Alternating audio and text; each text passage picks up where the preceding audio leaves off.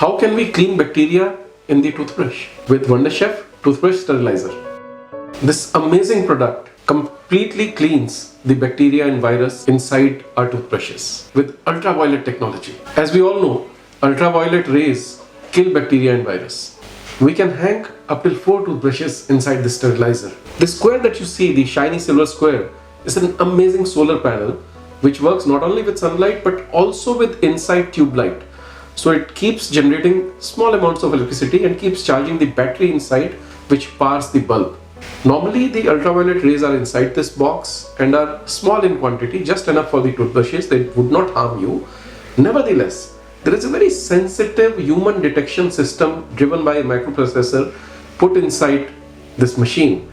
So as you enter your bathroom, this will switch off, the ultraviolet bulb will switch off, and a small light will come on to show you the way. And then there is a small micro switch here to switch it on and off. What you see here is a USB based charging port. Charge it fully before the first time use, and after that it will keep charging with the solar panel. If you feel any time that it is not charging fully with the solar panel, recharge it again with electricity. How do you fix it? Behind here is a double layer tape. Just peel it off and stick it to the wall, and it's done.